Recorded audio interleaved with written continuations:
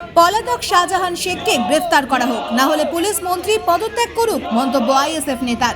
সন্দেশখালীর ঘটনায় গোটা রাজ্য তোলপাড়। 1 মাসের বেশি সময় ধরে পলাতক তৃণমূল নেতা শাহজাহান শেখ।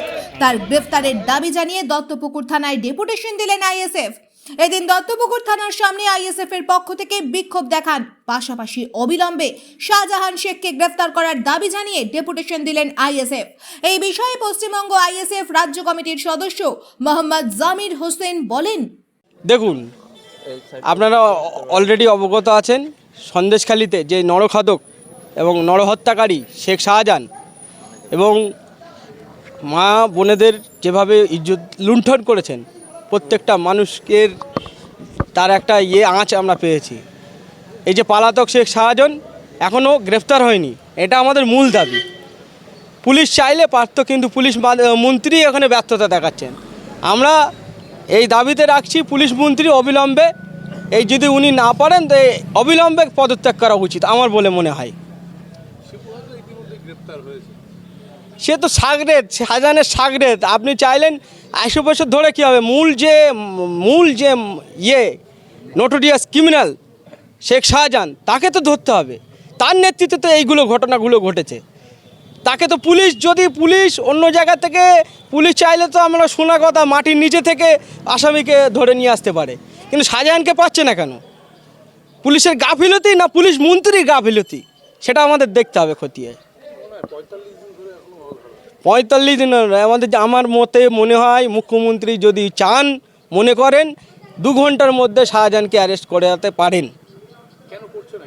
সেটা ওনার স্বার্থ জড়িয়ে আছে, নিশ্চয়ই হাতে ঘা পড়বে, ওই জন্য করাচ্ছে না।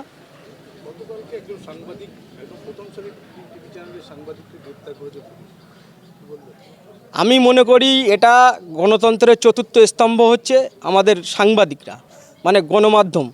সেই গণমাধ্যমে সংবিধানে একটা আঘাত। এইভাবে একজন সাংবাদিককে টেনে হিসেবে লাইভ চলছে, তখন যেই এভাবে গণতন্ত্রের যে চতুর্থ স্তম্ভকে আঘাত করেছে, একে আমি তীব্র নিন্দা ও ধিক্কার জানাই।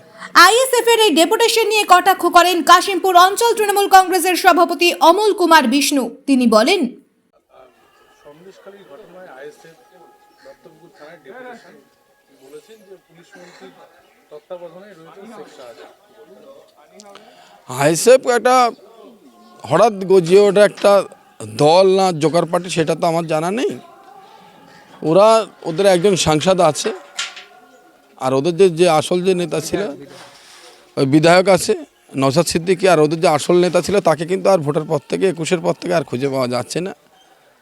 আইএসএফ কী বলতে সেটা আমাদের দেখে লাভ নেই। দেশের আইন ব্যবস্থা আছে, রাজ্যের আইন ব্যবস্থা আছে। শাহজাহানকে এনআইএ খুঁজছে, বিজেপি তো আর হাত গুটিয়ে বসে নেই ওখানে।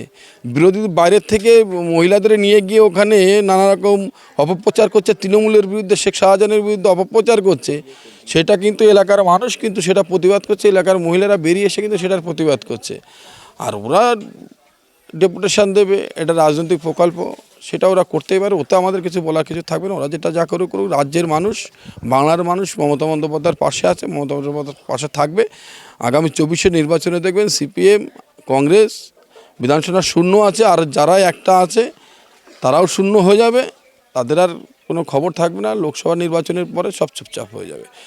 পশ্চিমবাংলায় সমস্ত মমতাময় এবং জোড়াফুলময় যত ক্যান্ডিডেট থাকবে দেখবেন তারাই জিতছে। ব্যুরো রিপোর্ট, বেঙ্গল জি নিউজ।